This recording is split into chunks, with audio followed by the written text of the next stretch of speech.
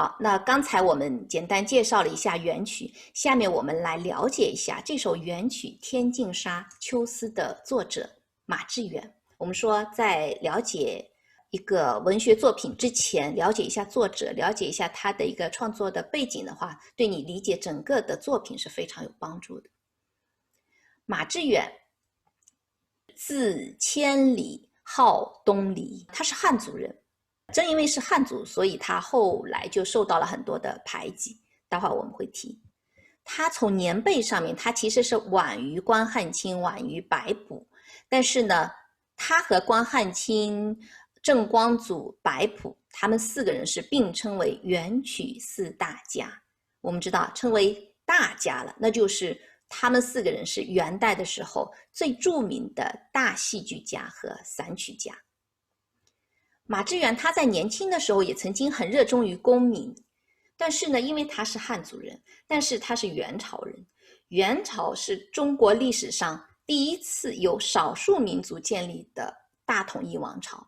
我們知道元朝的統治者是蒙古族人，那個時候他們的統治是實行民族高壓政策。馬致遠作為一個漢人，所以他就一直沒有能得志，一直受排擠。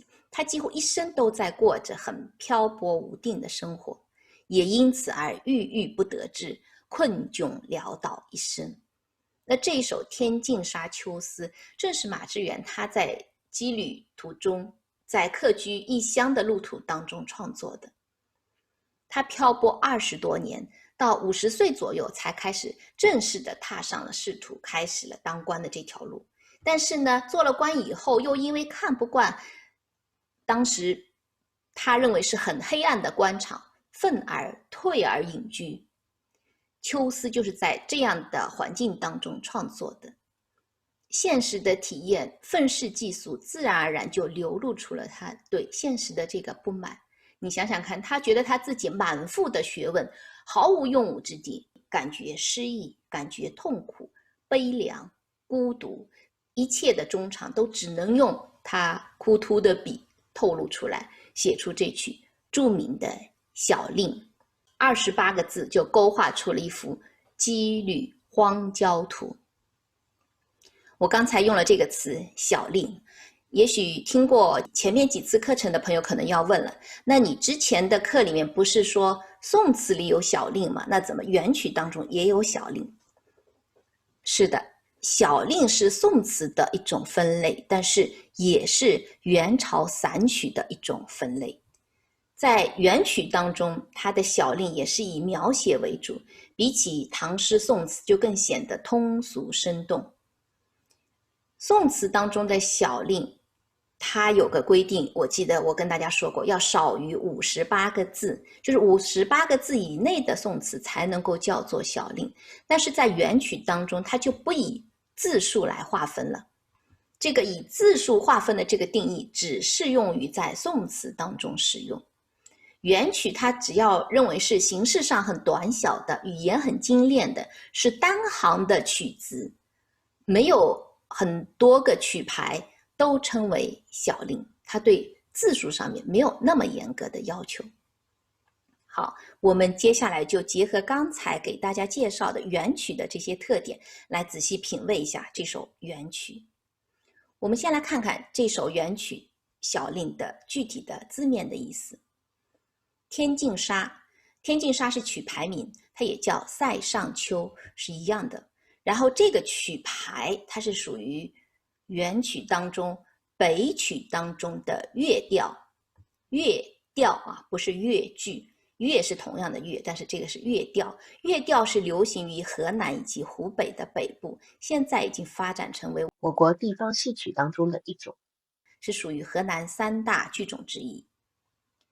枯藤枯萎的枝蔓，昏鴉，黃昏時候傍晚的歸巢的烏鴉，人家，這裡指農家啊，古道，已經廢棄不用的，不能再用的古驛道，或者是指年代已經很久遠的驛道。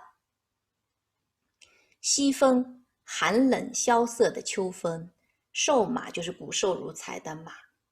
斷腸人，就傷心悲痛到極點的人。在這裡，它主要特指那些漂泊天涯、極度憂傷的旅人、旅客，天涯遠離家鄉的地方。所以《秋思》它是一篇很悲秋的作品。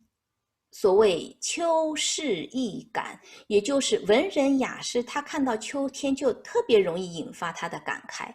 這是中國文壇古老的傳統，從戰國時期的詩人屈原所作的中國古代最長的抒情詩《離騷》開始，這種悲秋的情緒就一直延續到現在。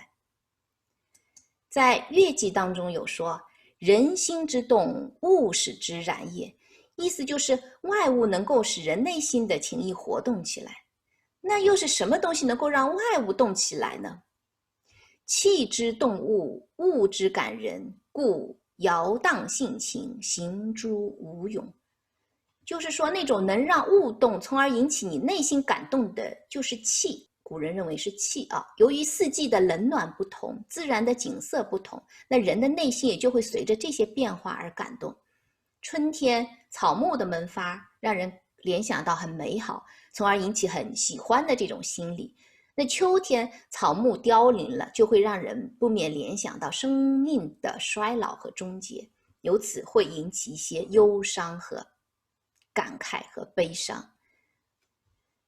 離騷》當中，屈原就談到：“日月忽其不掩兮，春與秋其代序。惟草木之零落兮，恐美人之遲暮。”就說日月飛馳不停留啊，春天剛剛過去就迎來了秋天，想那花草樹木都要凋零啊，唯恐美人也將有暮年的到來，就是很憂傷。還有呢，屈原的學生宋玉，宋玉的成就也很高大，他是屈原之後最傑出的楚辭作家。宋玉他在《九變》當中說：“悲哉，秋之為氣也！蕭瑟兮，草木搖落而變衰。”秋天的氣息是多麼的讓人感到悲戚呀！蕭瑟的景啊，草木荒的荒，落的落，一片衰敗的景象。所以宋玉他通過描寫秋天的草木搖落而變衰的這個蕭瑟的景象，抒發了自己對人生仕途的失意的那種感覺，而且他把自己面對秋色所產生的這種淒苦悲涼的情緒，就形容成遠行一般，也就說明悲秋與悲遠行，它在情緒體驗上是有相同之處的。古人有悲秋的傳統，絕大部分都是源於宋玉的這一句悲秋之句。後來呢，悲秋就逐漸成為中國文人最為普遍的審美體驗形式之一，而且呢，往往又是把悲秋和感嘆自己的身世又緊密地聯繫在一起。陸機曾經在《文賦》當中提到：“悲落葉於靜秋，喜柔條於芳春。”在深秋季節的時候，看到落葉會感到悲傷；在初春的時候，看到樹枝上柔軟的枝條，你會感到心裡非常的欣喜。